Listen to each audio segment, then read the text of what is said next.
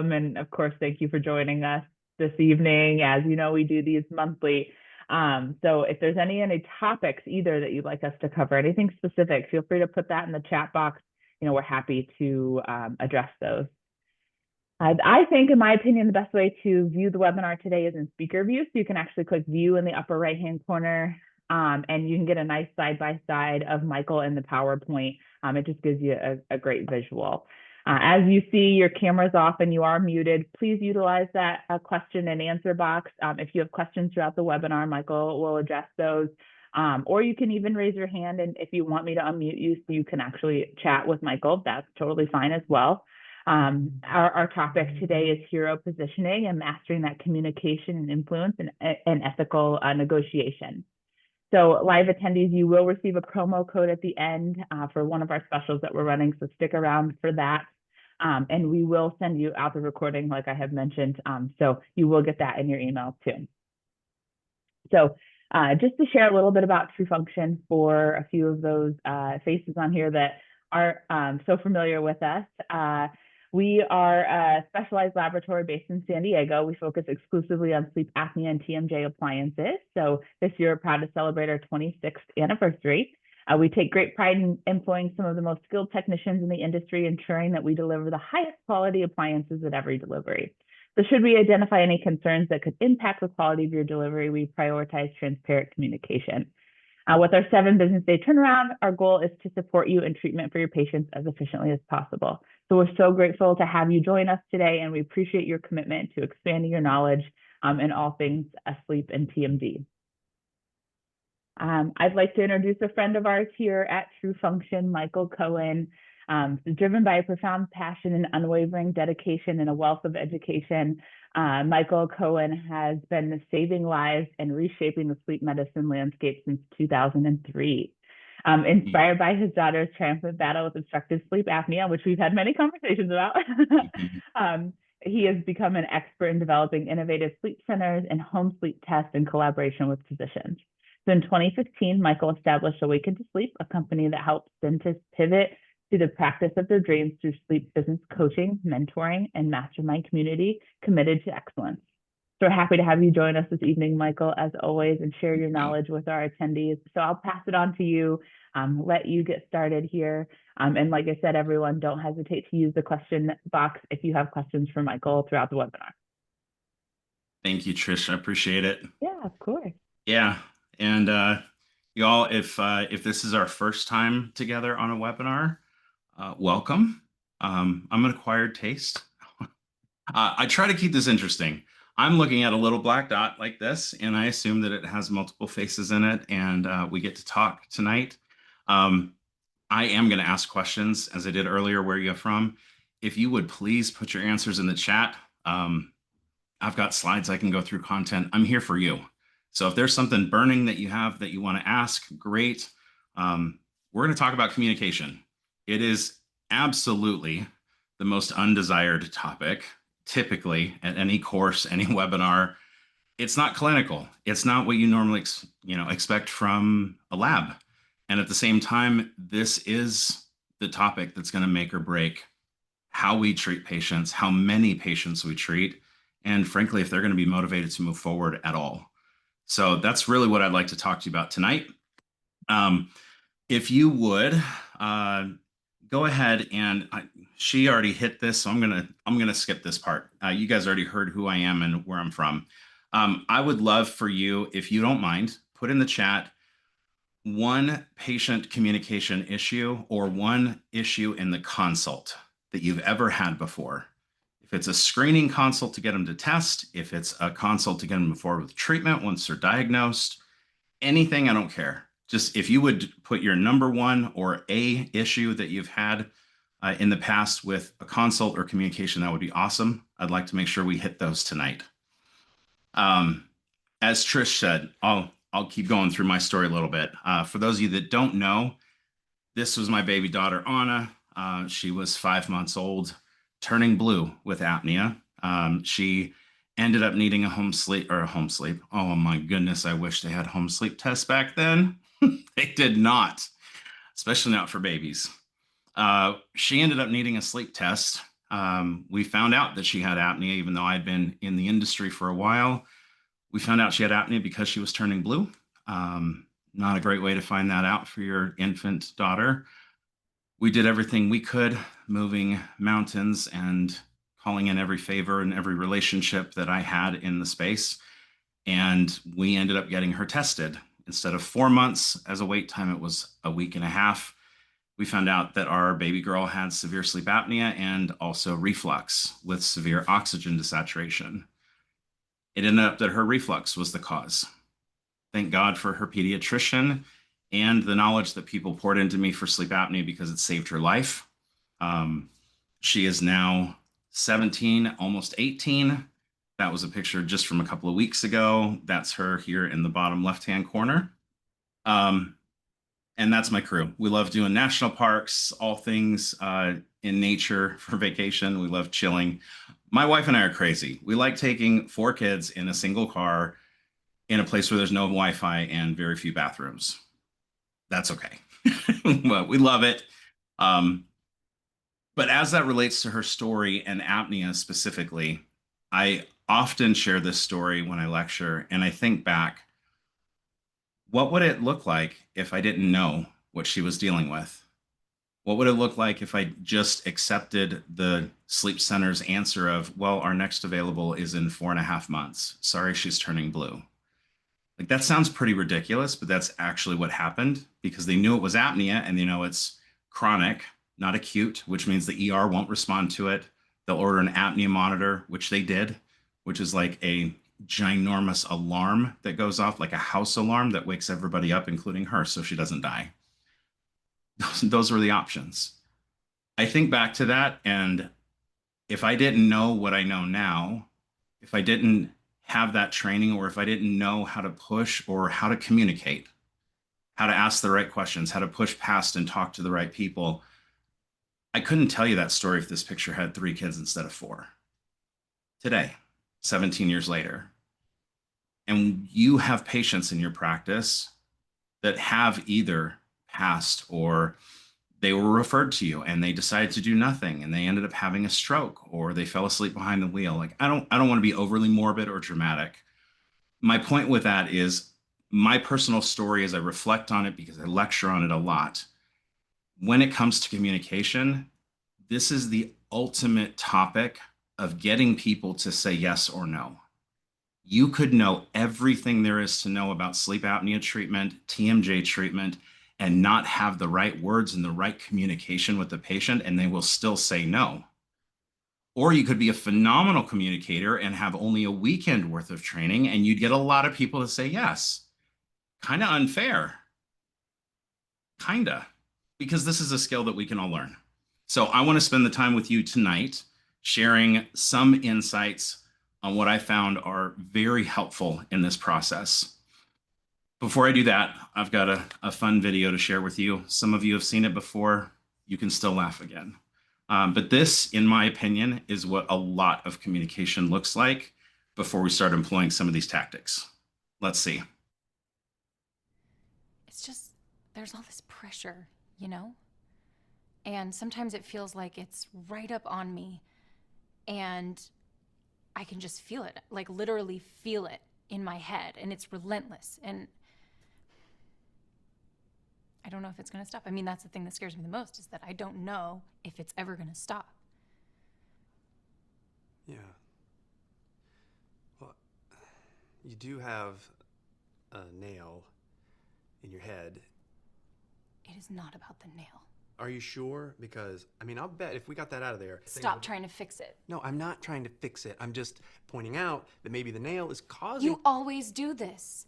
You always try to fix things when what I really need is for you to just listen. Yeah, see, I don't think that is what you need. I think what you need is to get the nail See, you're out. not even listening now. Okay, fine. I will listen. Fine.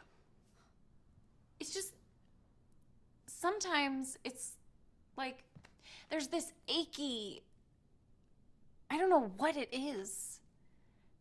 And I'm not sleeping very well at all. And all my sweaters are snagged. I mean, all of them. Yeah, that sounds really hard. It is. Thank you. Ow! Come on, if you would just. Don't. Okay, I don't know about you, but if no one's laughing, I just share that video so that I can. I love that video. Um, I'm not going to go into the whole like marriage therapy part of that video. Let's just keep it with patience. How's that sound? Um, Tara, I don't know if you knew that was coming. Your topic of, thank you, by the way, for being the only person who actually answered the question earlier. People, come on. I know there's more of you on this webinar. Please put your issue, put your conversation, your concern about consultations or conversations with patients. Put it in the chat, please. Tara said, I don't have sleep apnea.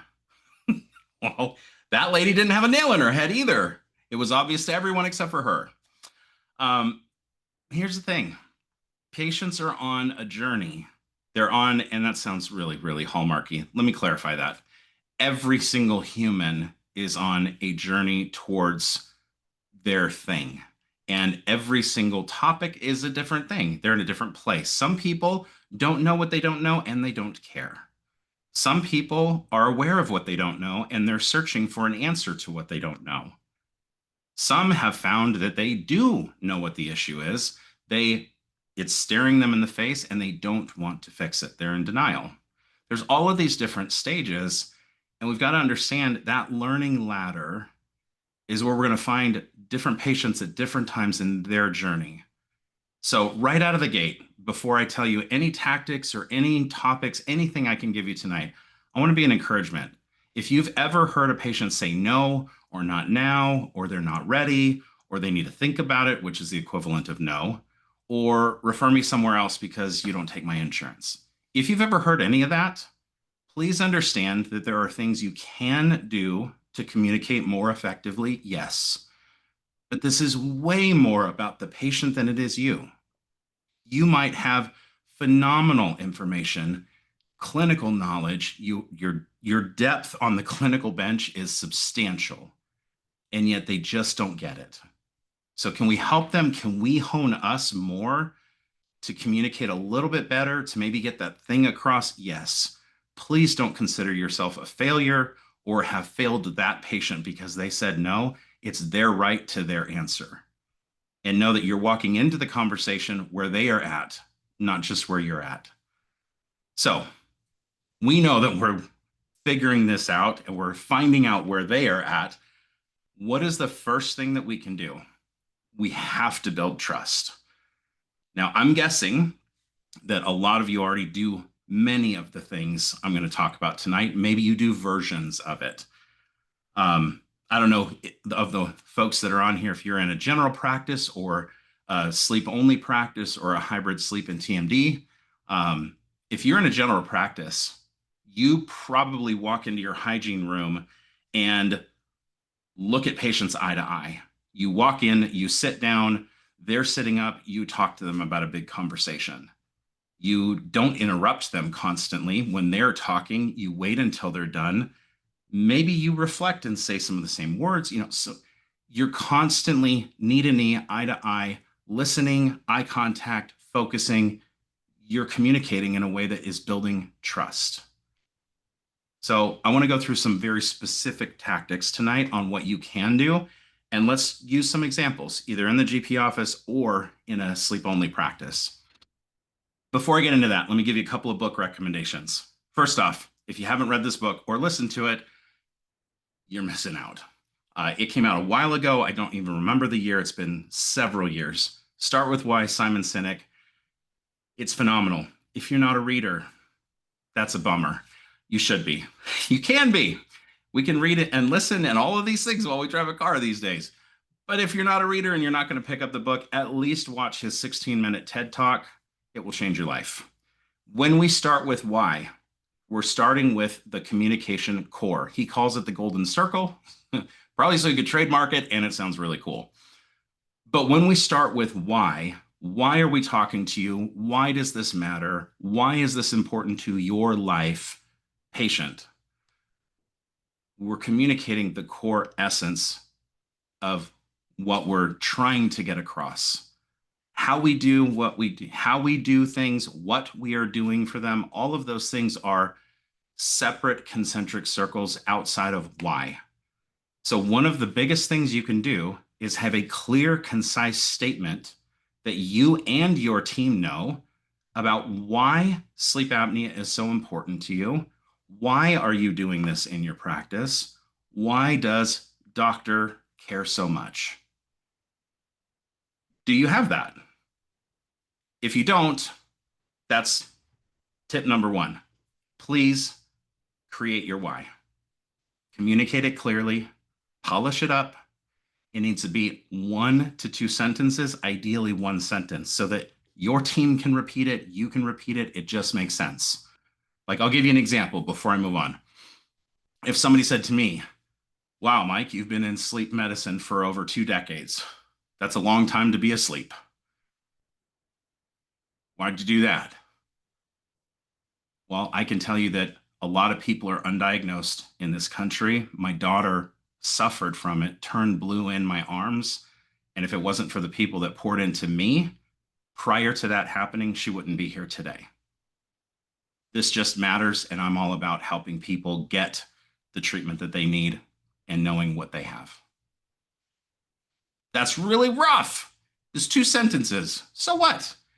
It's how we communicate to people. Real life, real example. This deeply affected me. I almost lost my daughter. She's beautiful, 17 years old and living life today because of what people poured into me. This just matters, and I'm willing to have this conversation with anybody that wants to talk about sleep. Great. Okay, that's why. That's the heartbeat. Beyond that, here's a second book, Building a Story Brand. He just came out with 2.0. I have not read that one. I did read this one twice. Donald Miller in this book talks about 21 core components of every movie that has become a blockbuster since Gone with the Wind. That's every single movie in history that's been a blockbuster has 21 of the same components, because those components are required to tell a proper story. Why would I bring this up to you in a communication webinar? Because how we tell story is actually the most impactful, most memorable way that people will actually retell things.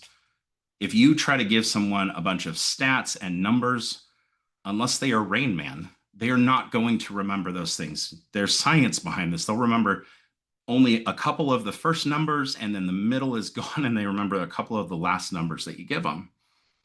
But if you tell them a story, then they're typically going to remember the story. They remember many of the parts.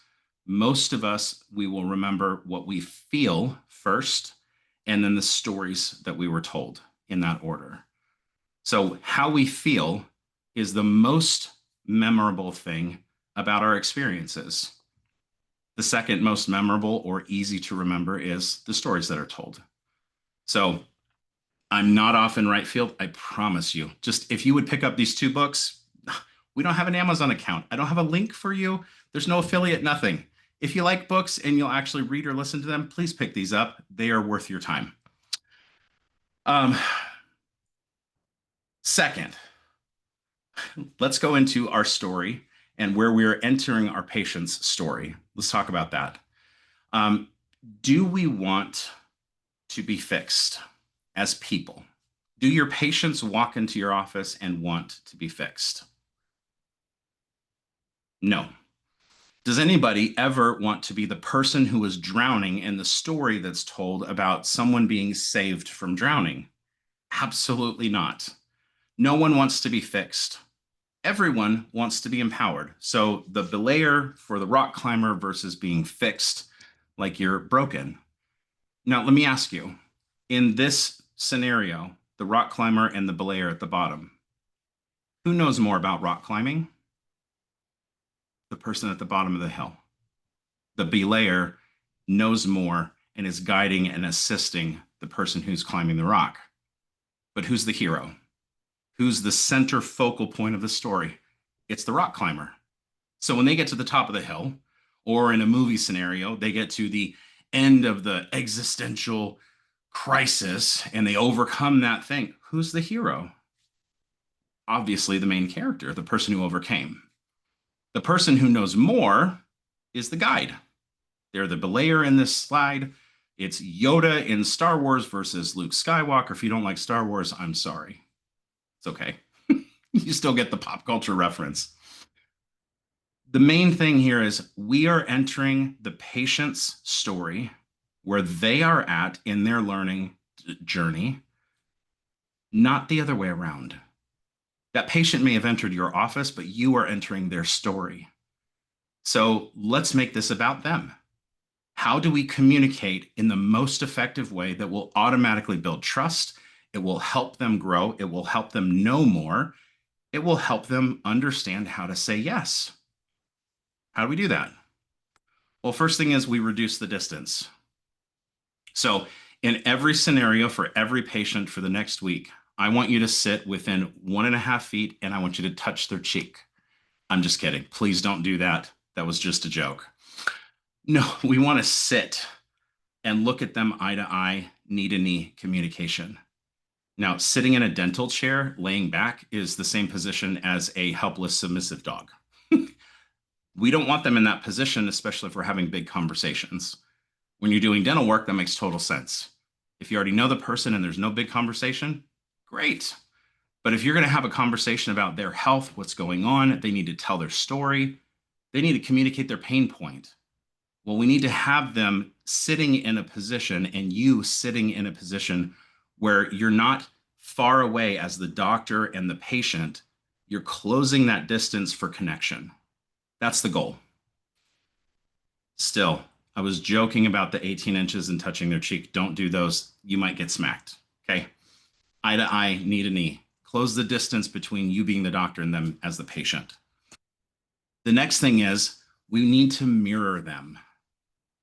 That's why the image is here. We need to be a mirror image of them. Now, there are limits to this. If someone comes in and they're serious, they're more stoic, have a lot going on, then you coming in super bubbly, or let's say they're really anxious, they have white coat syndrome, they hate being at the dentist. They love you as the dentist. They're just terrified of your office. If that's the person and you walk in super bubbly talking about your vacation and how awesome it was, you've lost them because they're in a completely different place. If you sit down and they're quiet and a little bit more stoic and very present, for you to sit down and be quiet and very present and match their speed of speech, you immediately, it's almost like you are on the same wavelength where now you can just communicate better. You're not perfect, but it's better. So we're mirroring body language. You're mirroring the speed of their speech. You're maybe mirroring the tone in the way that they talk. If someone sits down and they always just absolutely love the bullet points, and if you talk really slow, they're going to really be upset because they're just going to talk, and they like it back the same way. So if you start with your real kind, Southern, slow talking, you've lost them. We got to meet them, not us. Now, there's a limit here. If someone walks in super grumpy, you don't want to mirror grumpy, but you might be serious and connected and calm, bring the calm to their grump. But building trust is about a lot of these subtle things. I haven't said a single thing about what you've said. I've said a lot about your body language, the posture and position that you're in. I've also said a lot about the speed and cadence and tone of your speech, not the words that have come out of your mouth. So a lot of this is the subconscious part that people are needing to feel heard, to feel trusted, or to be trusting, pardon me. You want to be trusted. They need to trust you. That's what you're trying to build here. One other component to this in building trust is going to sound crazy, but labeling the emotion and repeating some of the words. Let me explain. In the video, that gal that had a nail in her forehead that he saw and she couldn't, I'm going to ask you this just to get proof of life and make sure that y'all are still awake, since you're not on camera. I'm going to ask you to put in the chat, what was her number one pain point in that video, if you can remember that far back? Nail on the head. He wasn't listening. She's just achy, doesn't know what it is. All of her sweaters are snagged. What was her number one pain point? Can you put that in the chat for me?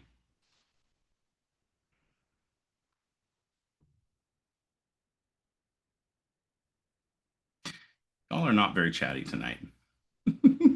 Thank you, Julie. Save me. She did not want answers, just someone to listen. Yep.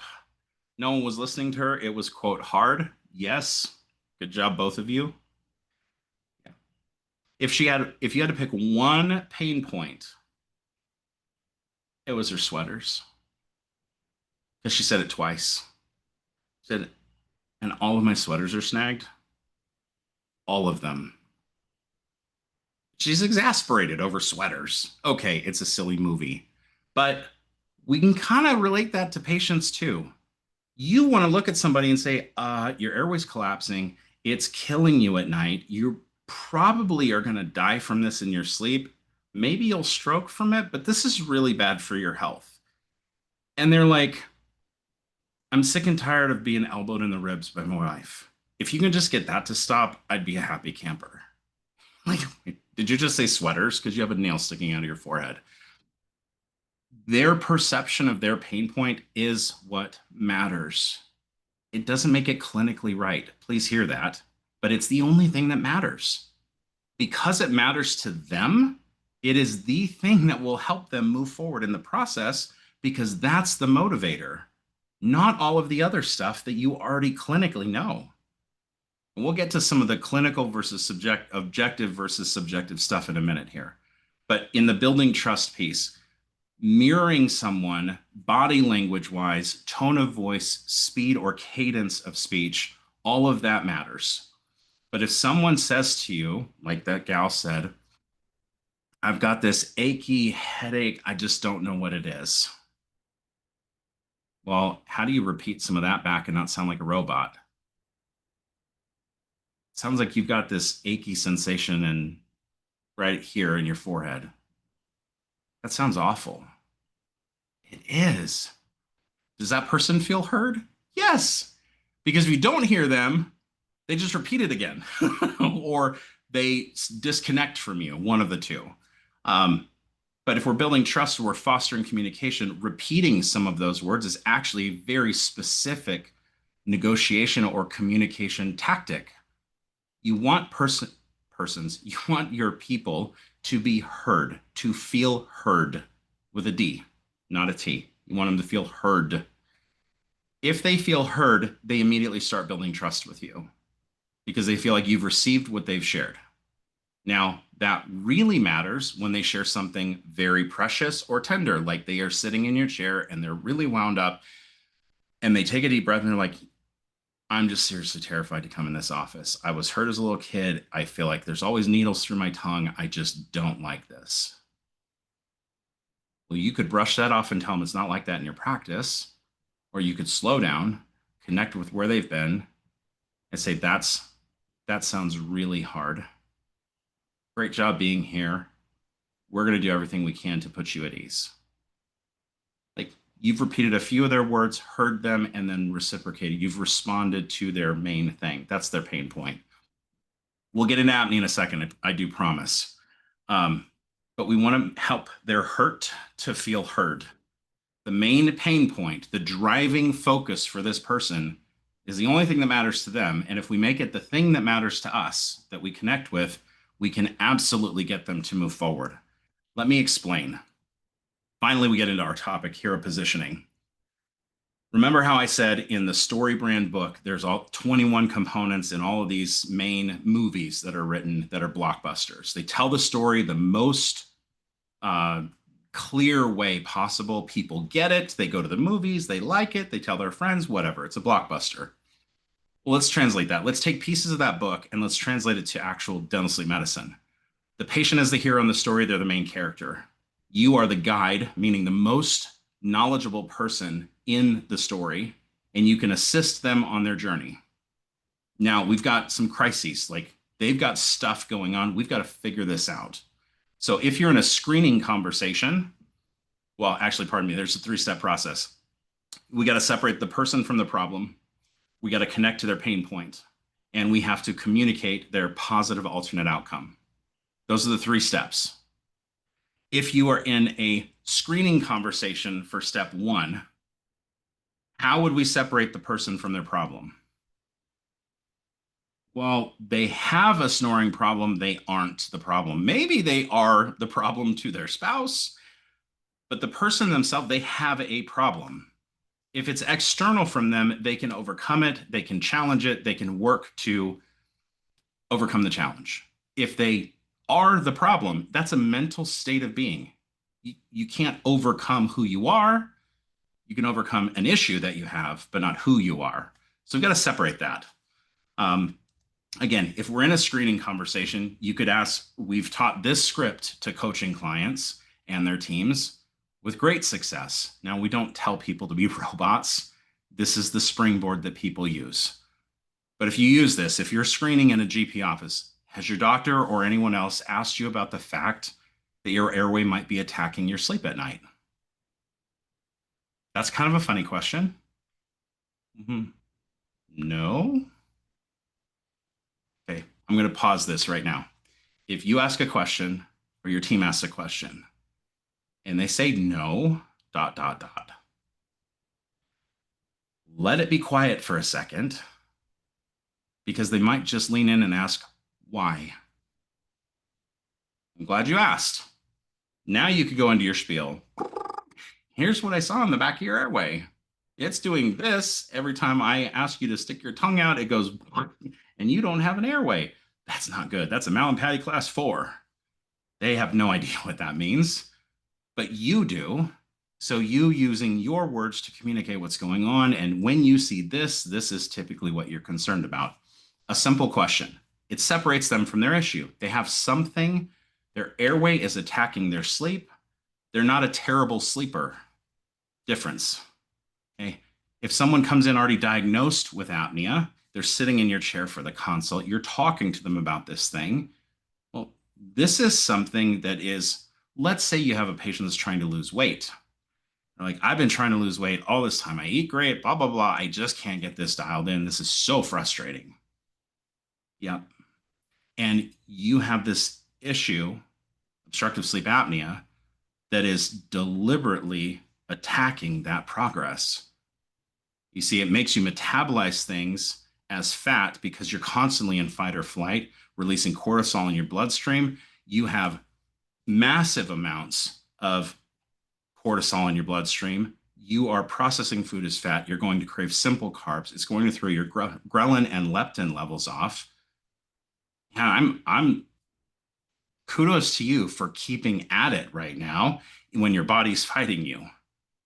What would it be like if your body wasn't fighting you and you were just making, how would you feel if you were making really solid progress toward your goal? Amazing. Right? So I'm going to come back to the screening one. If you ask this question and you're trying to get people to a test or to the doctor to get tested, has somebody, your doctor or anyone else, asked you about this fact? No, why? Okay, this is what I see. Great. Let's move on.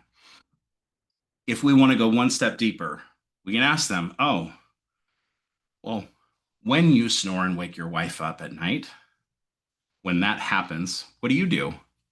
What does your spouse do? I'm going to drive this one home.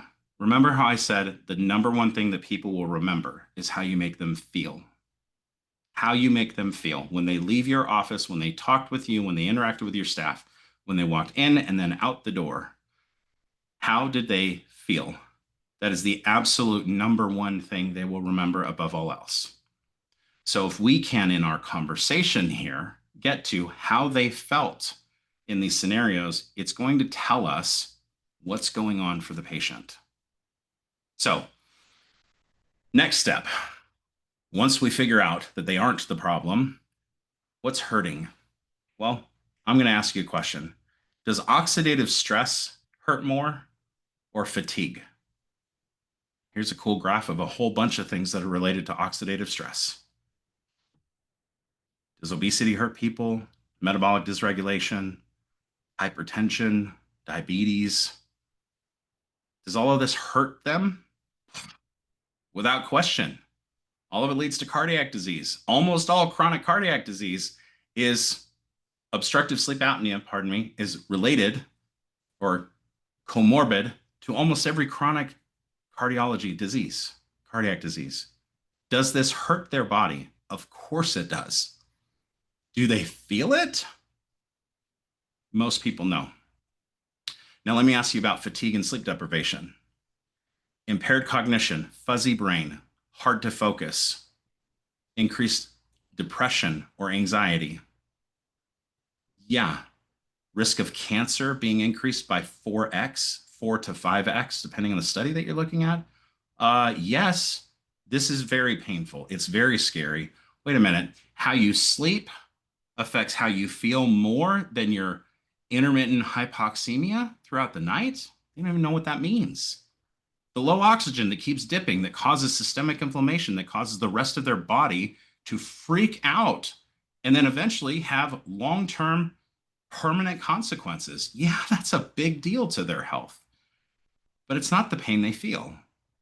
And almost always, it is not the chief complaint when they walk in, unless they've been referred by a cardiologist that says, you need to get this under control, go see that doctor. I trust them. Unless that happens and they're referred by their cardiologist, they're not coming in for their stroke risk. They're coming in for a different reason. So here's the thing. When we hear this from the person, when we are talking to them about it, how we are noticing the differences and also how we are communicating with them is actually a big deal. Again, I talked about body position before. What are the differences in these pictures? Well, the one on the right, the doctor is showing, right? She's showing the person, hey, look at this. We're face to face. We can either have connection or confrontation this way. Sometimes both in like the blink of an eye. That's not great. But if we are shoulder to shoulder, as in the left-hand picture, this is collaborative. So if someone shares something with you, you're receiving it, hear it, repeat some of those words, mirror them, build that trust, communicate back. But let's say we're looking at a sleep study. Is your consult room or your patient rooms, are they set up where you can shoulder to shoulder look at something and talk about that thing where this is collaborative? If not, you may want to consider repositioning the monitor or the TV or the whatever you're using to talk to the patient about this. Because if you're on the same side of the table, if you will, then you're on the same team. You're working toward the same goal. If you're trying to communicate to them, listen, this is what you're dealing with. This is a separate issue. This, how you're sleeping, is directly affecting the mood, the emotion that you're waking up with, this heaviness that you constantly feel. And I would love to walk with you in this journey to help you on that so that you don't deal with these things. You're not making promises you can't keep. We'll get into specific words in a second. That emotion that they're going to feel is you are on their team. You are here for them. Do you have some crazy agenda? Are you trying to shove something down their throat? No. Because you're actually trying to explain something to them that nobody took the time to do, typically with sleep studies. And you're trying to understand what their issue is so that you can get back to helping them on their journey. Remember, this is their story, not yours. You're hopping into their story. They came to your office, but you hop into their story. So as we keep going here, a second script could be, hey, if we're talking about the screening again, hey, other patients, remember, we're talking. I just asked you if your doctor or anyone else has ever asked you about the fact that your airway might be attacking your sleep at night. Ugh, no, why? Well, let me show you. This collaboration. Other patients in the practice with these same signs, see this right here, where when I asked you to stick out your tongue, it did this. So that's called a class 4. That's the most closed that we can see in the airway because I can't actually see the back of your throat. Or this scalloping on your tongue, not the bottom side, but the top side. This means you're putting so much pressure on your tongue against the inside of your top teeth, your maxillary, the upper teeth, so much pressure at night that it's leaving permanent indentations during the day. See, these things start telling me that there's an airway concern here. Your body's telling me it's stressed out. Other patients in our practice with these same signs were shocked to find out that a sleep issue was the underlying cause of this.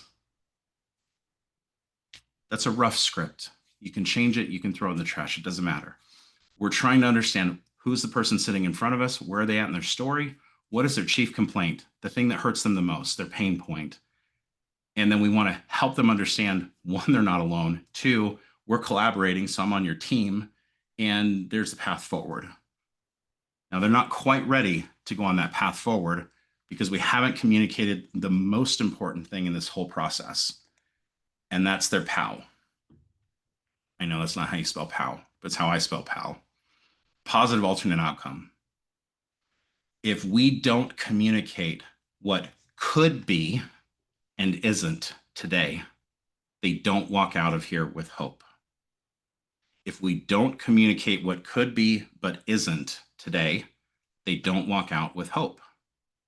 So if they're in pain, let me, morning headaches, bruxism, wakes up every other morning with a debilitating headache in their forehead, and they're exhausted in the afternoon. Okay. What would it be like if you woke up for a week and you didn't have a headache? You never went to bed afraid that you were waking up in pain again. How would you feel? What would you do different? How would that make you feel? Life-changing. For those of you that treat TMD, how long have you been dealing with this pain? I can't, probably 8 years. It's been at least 8 years since I've had a day where I didn't have pain in my face. It starts here and it radiates. You know, this is trigeminal neuralgia. This is the joint pressing on that nerve, and it goes in their forehead and their eyes and their chin. And it's debilitating. What would it be like if you had a day, a week, a year? What would happen? What would you do different if you weren't constantly in pain? How would you feel? That's the hope that I'm talking about. So we can't make promises that we can't keep. Please don't tell your patients that have apnea, I have a magic bullet, and I'm sorry, it's not a bullet, it's a mouthpiece. And if I put this in your mouth, like, your life is going to be fixed, all of it. Your marriage, your kids, your work, everything, you're going to be golden. You just put this in your mouth and you're totally fine. Please don't do that. You might not be able to resolve all their snoring. You know, there's 3 main reasons why people aren't successful, right? They're either 1, they don't wear it. 2, they have too much soft tissue congestion where you can't move their jaw forward enough, i.e. weight. And 3, they have a concentric collapse instead of a lateral collapse. You don't know any of those things, maybe the tissue congestion, but you don't know those things until you put an appliance in their mouth and titrate them. So this is the next best step to get you to where you are trying to go. You're in their story, you hear their pain, they trust you, you give them hope. And you're going to walk in that journey with them, not send them on their way to go find it somewhere else. And that's the beauty of it. So what would it be like if this thing was resolved? And then the step deeper is, how would that make you feel? So I want to pause real quick. There's one other topic I want to tell you about, but I'm going to answer your questions first because I promised I would do that. All right, Tara said, I don't have sleep apnea. We addressed that one. Okay. Krista, you said case acceptance. And Julie said, I don't want to spend that much money. Okay. Can we do those together? Money and case acceptance go hand in hand. I'm not going to ask you guys to raise your hands and do all that kind of stuff. I'm going to assume here with the folks that are on tonight, you have had a patient who has asked for a discount when they didn't need it. The purse that was on their arm was more expensive than the appliance you were trying to ask them for or the treatment and they just asked for a discount. Okay, cool. You, I'm sure, have a way to answer that. When someone brings up money as the issue, there is a small percentage chance that it is actually a money issue. It is the easiest thing for a patient to bring up, to subliminally communicate to you that the value in what you are offering has not exceeded the cost that you are asking. So in their mind, the cost is too much. If it was 20 bucks, they would do it. If it's 2,000 or 3,000, they won't do it. So in their mind, this, what you're communicating is value, and then you tell them the cost, and wherever that fits on their meter, that's what's going to dictate, is this expensive? Let me put this in perspective. If you're in an oncology office and you just found out that you or your spouse, God forbid, has cancer, it's operable, it's treatable, and it's also very aggressive. It's going to kill you if you don't address it. Do you ask how much that treatment is in that visit? Does your spouse? No, because we are wired in our brains nowadays. Everybody knows someone that has suffered from cancer, has passed from cancer. We know that the C word often equates to death or immediate treatment and medical intervention, period. Cost conversation doesn't come into play because the value and importance of the treatment is so high, and we have insurance. So somewhere we're going to have to figure this out, but the cost is never a concern because the value is high. The urgency is high.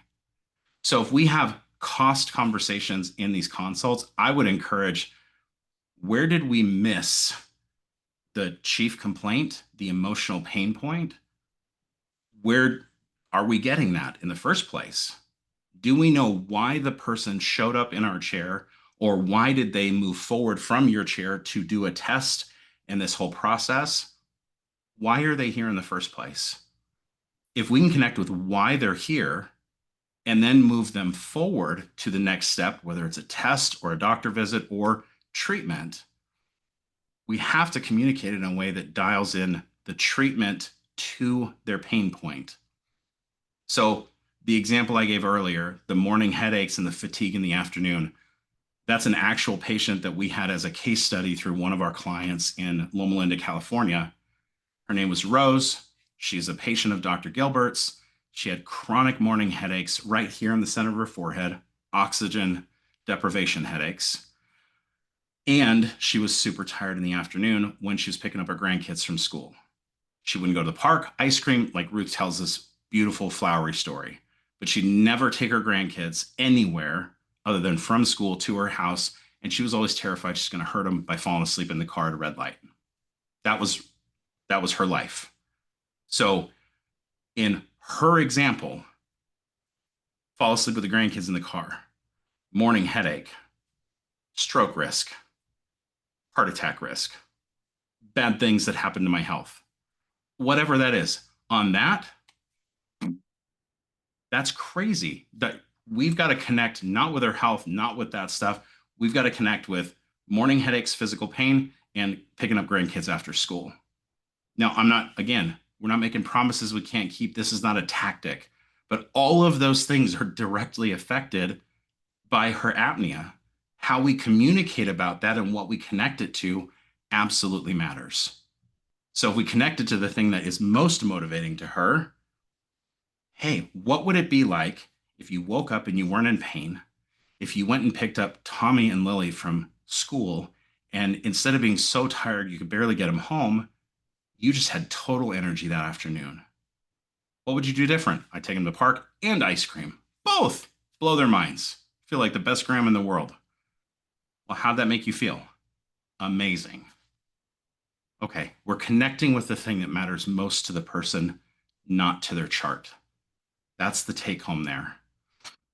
Julie, I see what you put in the chat. The cost comes up over the phone before they even come in. No chance to add value.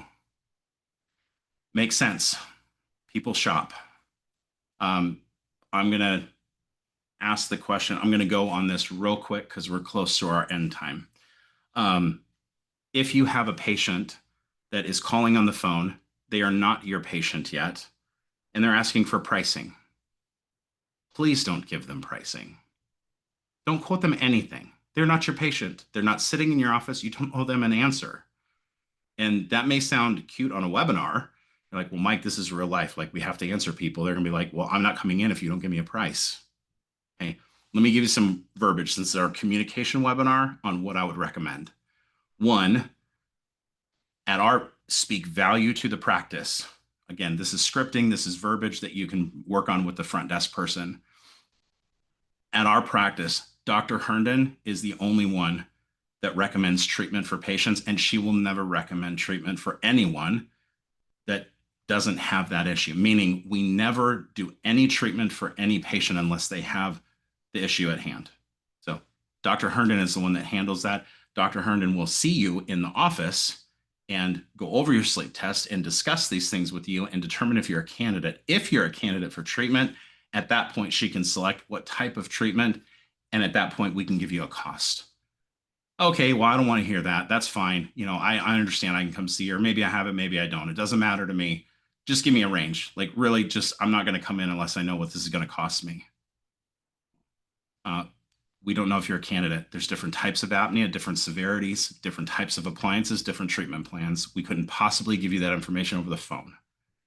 That said, I understand that you need a price. I understand that you're looking. We have options as low as, and then fill in the blank with an honest answer to treat our folks with snoring and sleep apnea. Again, different types, different severities. We don't know what you have. The consult is X dollars. If you come in, it's free. It's $99. It's $75, whatever it is. This is what it costs to come in for the consult. That's the only cost you're going to have. You could walk out after that and you're paid in full. We can't quote you a fee over the phone unless we know what you have and if we can treat it. We have to know that you're a candidate. Dr. Herndon's the only one that can do that. So again, it's got to fit your practice. Your team has to be able to articulate it. I just did that off the cuff, but we can't quote fees over the phone. And when I said as low as, I would strongly recommend that you talk to the folks at True Function, talk to them about what are the least expensive appliance options that we have in this type of a case, or even potentially a temporary option, a snore guard instead of an apnea appliance. Well, some people have snoring. So what is our absolutely cheapest option that we could give somebody? Maybe it's $300 on a temporary appliance. Maybe we have options as low as $300. That's not your quote. I have no idea what you're, I'm not qualified to give you that information. I can just tell you we have options as low as. For some practices, they won't even do that. That's way too far past the line. If you don't come in, you're not our patient. End of story. This is how it works. So you can massage the details and the verbiage with that. But Julie, you're right. We have to have an opportunity to build value that requires two-way communication, not somebody picking up the phone and badgering you or your team over the phone just to get a price. That sucks. So they can keep looking and they can be grumpy until they get a solution. Hopefully it's yours. All right. 2 minutes and we're going to end on time. Promise. We have this cool course coming up. Trish mentioned it earlier. We actually, it says limited seats and almost full. Let me give you a number. We had 4 last night. We actually have 3 slots, meaning tuition tickets left. And we just asked the hotel today and we got approval about an hour and a half ago, right before our webinar. We're like, we cannot have a room block and have a slide tonight. So true answer, we have 3 slots. If you're interested, it's the business of dental sleep medicine. We've had plenty of people come back. This is our 3rd year in a row doing it. We are serious about this. There's about 75 attendees that come to this. So it's much smaller than some of the bigger courses that you guys have gone to.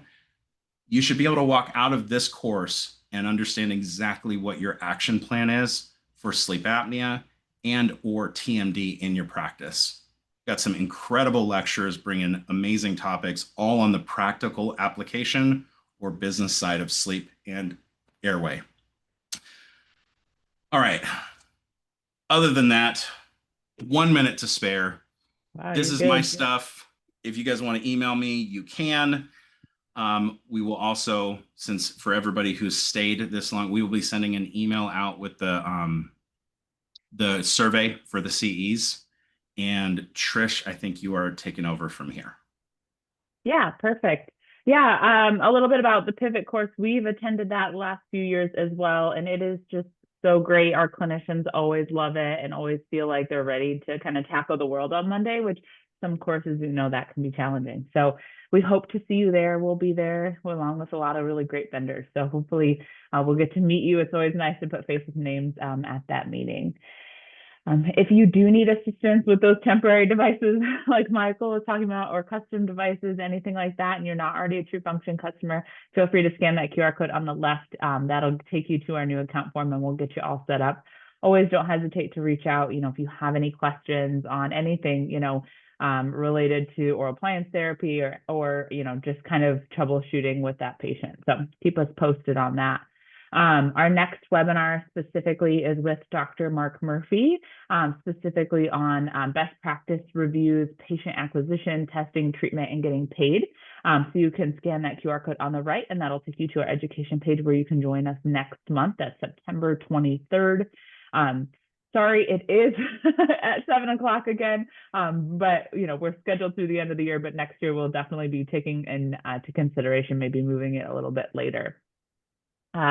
We are running a promotion right now, our Milled Morning Aligners. So we've extended that through next week for you. So if you want to add that Milled Morning Aligner to help those patients recapture their positions with their sleep appliances, you have about 1 more week to take advantage, or a week and a half or so to take advantage of adding that discount to your sleep device. So I hope to hear from you soon, whether that be at a course or, you know, always reaching out and asking any questions you may have. Feel free, if you have any follow-up questions, put those in the chat box. Michael and I are going to stay around for a few minutes longer, and we're happy to address any last-minute questions that may come up. Yeah. Cool. Thank you, guys. And thank you, Dr. Trish, Chang, thanks as for well. that feedback. Yeah, and also I did forget to mention we will be sending out the recording of the webinar as well. So Michael will be sending out the CE survey. I will be sending out the recording for the webinar. That'll come out early next week, but that'll give you a nice review. And if you want to go back and reference any of that or share this with your team. Cool. We've got a bunch of thank yous and no questions. Yeah. That's great though. Thank you everyone for joining us and being so interactive. I always love when webinars are interactive. Well, have a good evening, and we hope you all take care and have a wonderful holiday weekend. Awesome. Thank you all. Appreciate you. Thanks, Trish.